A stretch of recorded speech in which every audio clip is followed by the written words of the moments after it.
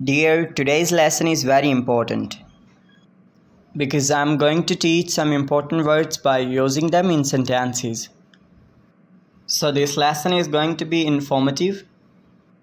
Hope you are ready for it. Yes, sir. I'm excited to learn. Sounds good, so let's start.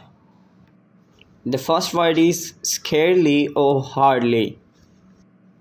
These are two interchangeable words और इसका मतलब है बामुश्किल. Sentence: We had hardly reached at home when it began to rain heavily. इसका मतलब ये कि हम बड़ी मुश्किल से घर पहुँचे ही थे कि मूसलाधार बारिश होने लगी यानी तेज़ बारिश होने लगी. Another sentence: I hardly got any sleep last night due to the loud noises outside. इसका मतलब है कि मैं बड़ी मुश्किल से सोया क्योंकि बाहर रात को बहुत ज़्यादा शोर था बाहर. तो आपको समझ आ गया होगा हार्डली का कि हम कहाँ यूज़ कर सकते हैं, यानी बड़ी मुश्किल से बामुश्किल से. तो serious. Now the sentence of another scarcely. I had scarcely left the house when it started raining heavily.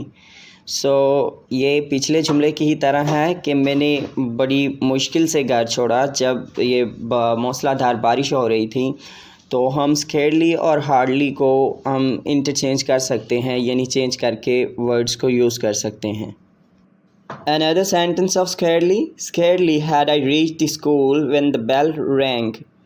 मैं बड़ी मुश्किल से स्कूल पहुंचा था कि स्कूल की घंटी बजने लगी, यानी स्कूल पहुंचा और छुट्टी की घंटी हो गई.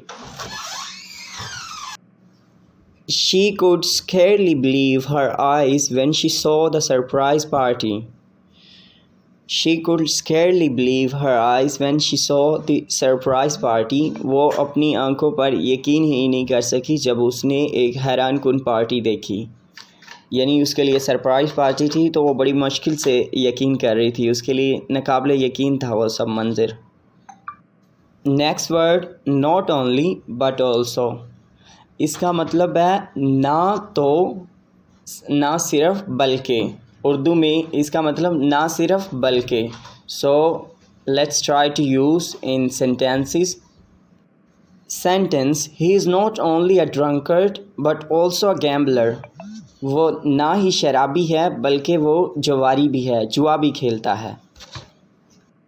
She is not only a great singer but also an accomplished dancer.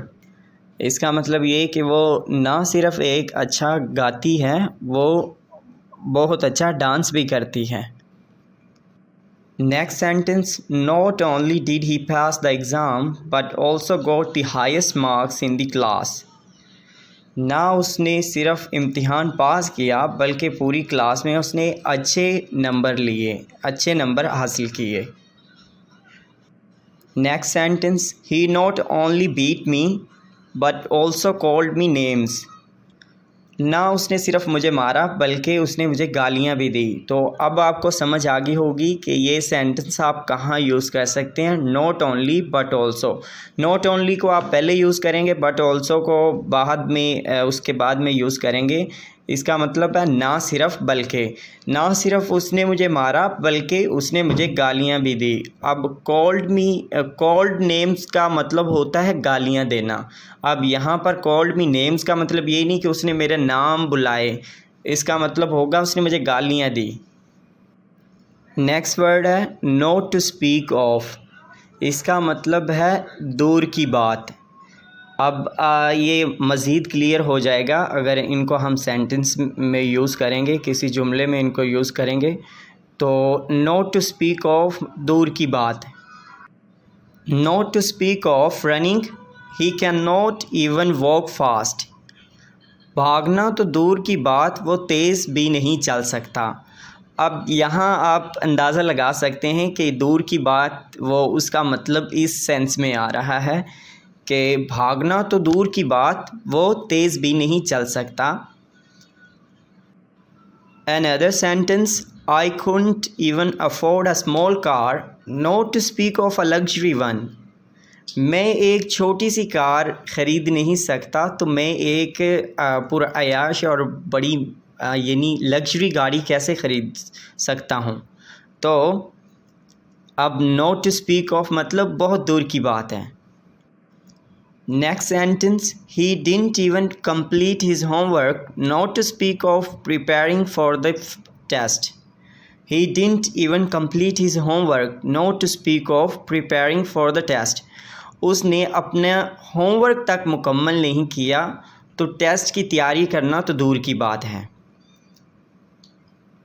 So that's enough for today and subscribe for more. इसका मतलब तो आपको समझ आ ही गया होगा कि आज के लिए इतना काफ़ी, और अगर मज़ीद सीखना है तो इसके लिए सब्सक्राइब कीजिए। Sure, sir. I not only watch a video but also subscribe you. Great, dear.